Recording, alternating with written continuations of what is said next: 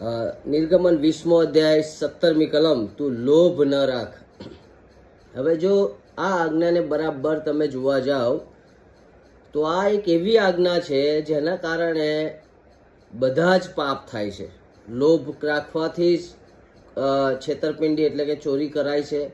લોભ રાખવાથી જ માણસ ખૂન કરે છે.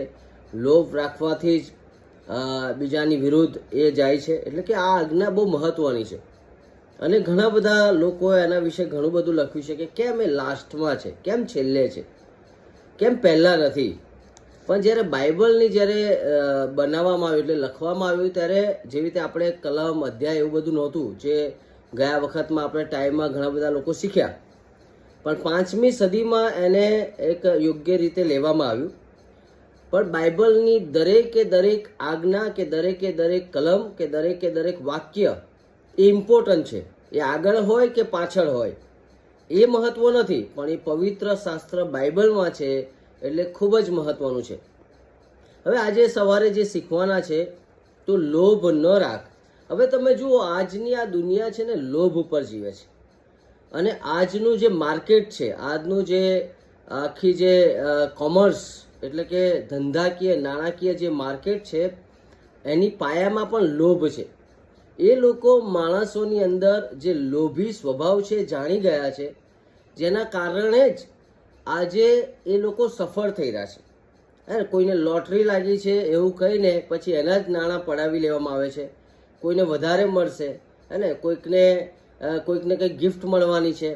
સેલ લાગે છે જે તમે આસપાસ તમારા મોલ્સ કે બધામાં ઘણી વખત સેલ લાગતા હોય છે અને એ લોકો સેલના કારણે જે તે વસ્તુ એ તમને 50% કે 20% કે 30%ના ડિસ્કાઉન્ટથી તમને આપતા હોય છે. પણ મોટા ભાગે કોઈ પણ માણસ નુકસાન કરે નહીં. જો નુકસાન થાય તો પછી એનું જીવન કે એની સાથે જોડેલા લોકોનું જીવન ચાલી શકે જ નહીં.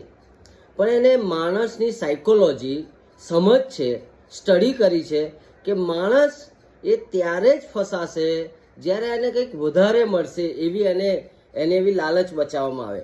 અને એટલા માટે આ લોભ, આ લાલચ એ બહુ ખતરનાક છે.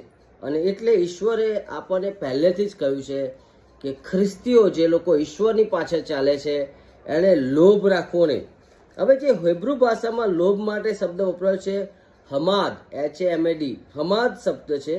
એનો મૂળ અર્થ એવો થાય ઈચ્છા રાખવી. જો તમે ઈચ્છા રાખવી શબ્દને જોવા જાઓ તો એ બહુ જોખમી નથી લાગતો, પણ તમે એ ઈચ્છા રાખવી એટલે કે ભૂંડી ઈચ્છા રાખવી, તીવ્ર ઈચ્છા રાખવી, પામી લેવાની, છીનવી લેવાની ઈચ્છા રાખવી, એવું જો તમે વિચારો છો તો એ બહુ જોખમી બની જાય છે. અને એટલા માટે અયોગ્ય ઈચ્છાઓ રાખવી.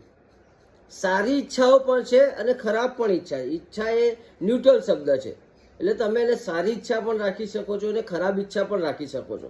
અને એટલે અહીંયા જે શબ્દ છે એનો અર્થ એવો થાય છે તમારી પાસે જે નથી એના કરતાં વધારે કોઈકની પાસે છે એને લઈ લેવાનું, ઝૂંટવી લેવાનું, છીનવી લેવાની જે અંદર મહત્વકાંક્ષા છે, પેશન છે, ઈચ્છા રાખીએ છીએ એની વાત કરે છે.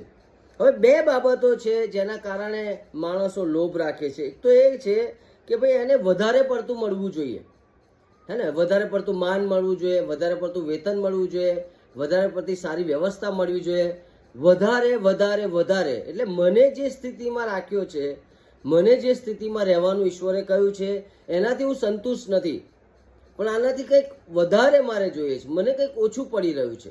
અને એટલે પછી મારામાં ક્રેવિંગ નેચર આવે, એટલે કે મારામાં કશુંક વધારે પામી લેવાનું નેચર આવે. અને બીજી બાબત એ છે કે મને એવું લાગે છે કે બાહ્ય બાબતથી ખુશી મળે છે અને એટલા માટે હું વધારે ભેગું કરું છું. સફળતામાં પણ વધારે. બાળકો જ્યારે સ્કૂલમાં જાય એને 80% આવ્યા હોય, કોઈકને 90% આવ્યા હોય તો પણ આપણે અસંતુષ્ટ છીએ. પણ 80% એ ઓછી બાબત નથી, પણ આપણી અંદર એક એવો અસંતોષી સ્વભાવ છે જેના કારણે સતત આપણે વધારે વધારે વધારે એ માગ્યા કરતા હોય છે. અને આ નેચર આપણામાં આવ્યો છે, આ સ્વભાવ આપણામાં આવ્યો છે. અને એટલે આ સ્વભાવ જો આપણામાં રહેશે તો એ જોખમી બનશે. અને ઈશ્વર અહીંયા આગળ લોભ ન રાખવાની ના પાડે છે. તો આપણે વિચારીએ શા માટે ઈશ્વરે આ આજ્ઞા આપી હશે, કારણ શું છે? તો કે છે કારણ એટલા માટે છે કે છે હિબ્રુઓને પત્ર 13મો અધ્યાય 5મી કલમમાં પ્રભુ કહે છે તમે લોભી ન થાઓ, પણ સંતોષી રહો. જ્યારે આપણને જે તે સ્થિતિમાં રાખવામાં આવ્યા છે, જે તે ઘરમાં, જે તે વ્યવસ્થામાં, જે તે પરિસ્થિતિમાં જ્યારે ઈશ્વરે રાખ્યા છે, અને એ પરિસ્થિતિ આપણે ગમતી નથી, ત્યારે આપણે જ્યારે બીજાનું અનુકરણ કરતા થઈએ છીએ, બીજાને જોતા થઈએ, એટલે કે બીજાની ઈર્ષા આવે છે. એટલે આપણા કરતાં વધારે સારું કોઈકની પાસે છે. તમારી પાસે 2 વ્હીલર છે અને કોઈકની પાસે એના કરતાં વધારે સારું 2 વ્હીલર છે, તો તરત જ તમને તમારા 2 વ્હીલરથી સંતોષ થશે નહીં. પણ આખા દુનિયામાં જુઓ તો એવા ઘણા લોકો છે જેમની પાસે 2 વ્હીલર પણ નથી, પણ છતાં પણ તમને એનાથી સંતોષ થતો નથી. એટલે તમે એવું કહો છો કે મારે આ જોઈએ છે, હવે મારે આ જોઈએ છે. એનો મતલબ એવો છે, જ્યારે ઈર્ષા શરીરમાં આવે છે, જ્યારે એવી બાબત આવે છે જ્યારે બીજા પાસે છે અને મારી પાસે નથી, ત્યારે કહે છે એ મને અંદરથી એ લોભ રાખવાનું મન થાય છે. પણ બાઇબલ કહે છે આપણે નિર્લોભી થવાનું છે. અને એટલા માટે હેબ્રુ 13:5 કહે છે ઈશ્વર કદી મૂકી દેતો નથી અને ઈશ્વર કદી તજી દેતો નથી. જો ઈશ્વર જ આપણી ચિંતા કરતા હોય, ઈશ્વર જ આપણી જરૂરિયાત પૂરી પાડતા હોય, ઈશ્વર જ આપણી સંભાળ લેતા હોય, તો એમણે આપણને જે આપ્યું છે ને બેસ્ટ આપ્યું છે. આપણે ક્યારેય એવું કહી જ ના શકીએ કે આપણને ઉતરતી કક્ષાનું આપ્યું છે. એટલે પહેલાં આપણે એ વિચારવાનું છે કે હું જે સ્થિતિમાં છું, મને જ્યાં રાખવામાં આવ્યો છે, મને જે ઈશ્વરે આપ્યું છે એ મારા માટે કેટલું બધું મહત્વનું છે. જ્યારે એ પરિસ્થિતિમાં તમે આવશો ને, ત્યારે તમે જે તે પરિસ્થિતિમાં ઈશ્વરનો આભાર માનશો. હવે અહીંયા તમે જુઓ, યુસુફની વાત કરો તમે, એને બહુ તરુણ અવસ્થામાં જેલમાં નાખવામાં આવ્યો. શું એ જેલની પરિસ્થિતિ સારી હતી? પણ એણે ક્યારેય પણ એમાંથી બહાર નીકળવાની વાત કરી નહીં. જે તે પરિસ્થિતિમાં પણ ઈશ્વરને વિશ્વાસુ રહે છે. ઘણા બધા લોકો એ પરિસ્થિતિમાં કચકચ કરે, ઈશ્વરને શ્રાપ આપે, માણસોને શ્રાપ આપે, બેફામ બની જાય, ઉદ્ધત બની જાય અને ઘણું બધું કરી શકે છે. પણ અહીંયા એણે એવું કર્યું નહીં. બીજી બાબત કહે છે, 1 તિમોથી 6 અધ્યાયની 6ઠી કલમમાં કહે છે સંતોષ સહીનો ભક્તિભાવ. ભક્તિભાવ તો છે જ, પણ એની અંદર સંતોષ આવવો બહુ જરૂરી છે. અને સંતોષ વગર કહે છે આપણે ભક્તિભાવ કરી શકીએ. રોમન 12:15 કહે છે આનંદ કરનારાઓની સાથે આનંદ કરો. અને લેવી 19 કહે છે, 18મી કલમમાં કહે છે તું બીજા પ્રત્યે ખાર ના રાખ. હવે શા માટે આ આજ્ઞા આપણને આપી, એમાં શું બાબતો છે આપણે જોઈએ તો કે છે આ લોભ કેવી રીતે આવે છે? તો 3 કારણે આવે છે. એક તો પહેલાં કચકચ કરીએ છીએ જે તે પરિસ્થિતિમાં છે, કમ્પ્લેનિંગ નેચર, હે ને, આવું છે આવું છે આવું છે ત્યારે. બીજું ઈર્ષા કરીએ છીએ, અને બીજું અયોગ્ય આકર્ષણ.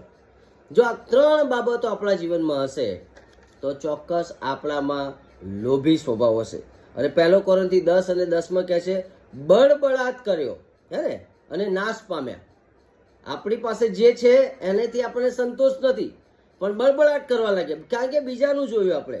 અને એ આખું 5 અને 9 પણ બાઇબલ કહે છે તમે બળબળાટ ના કરો. બહુ ખતરનાક પાપ છે આ. એમાં સંતોષ હોતો નથી. કલોસી 3 અને 5 કહે છે પૃથ્વી પરની બાબતો ન શોધો, પણ ઉપરની બાબતો શોધો. કેવી રીતે આપણે આજ્ઞા તોડીએ છીએ? તો કે છે આજ્ઞા આપણે એ સીધી રીતે લોભ રાખીએ છીએ, કશું પામી લેવાની તીવ્ર ઝંખના રાખીએ છીએ. અસંતોષી વલણ છે, આપણામાં સંતોષ જ નથી. ઈશ્વરે જે આપ્યું છે એનો આપણને કોઈ ફરક જ નથી પડતો.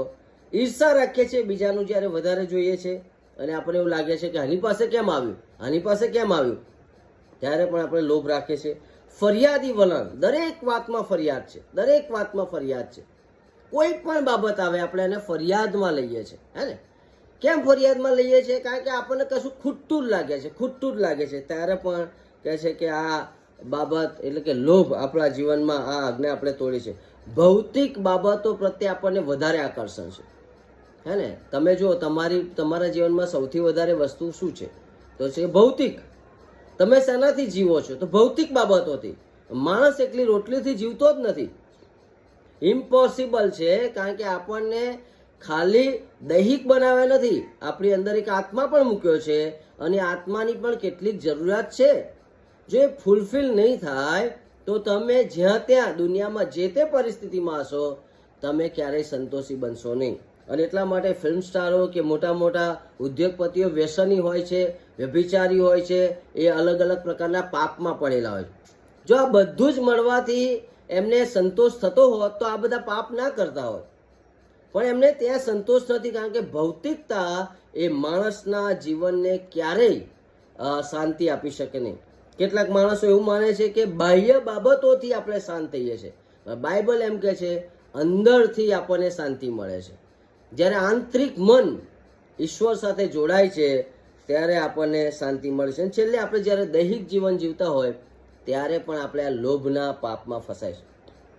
તમારી પર કોઈ ફોન કોલ્સ આવે છે અને તમને અલગ અલગ બેંકના વ્યાજ ને આની ને ઓછું વ્યાજ છે ને વધારે વ્યાજ છે, શેર બજારની વાત કરો તમે, આ બધું જે તમારી આસપાસ થઈ રહ્યું છે એમાં એ જ માણસ ફસાય છે જેના જીવનમાં લોભ છે અને એને વધારે મેળવી લેવું છે, વધારે પામી લેવું છે, વધારે કંઈક આવી જાય અને ત્યાં એ જોખમી એ જીવન જીવે છે. મિત્રો, આજે હું તમને કહેવા માંગુ છું, જો લોભ જ આપણા જીવનમાં રાજ કરતું હશે તો પછી સંતોષનો અભાવ હશે, અને સંતોષ નહીં હોય તો પછી આપણે ઈશ્વરનો આભાર માનીશું નહીં.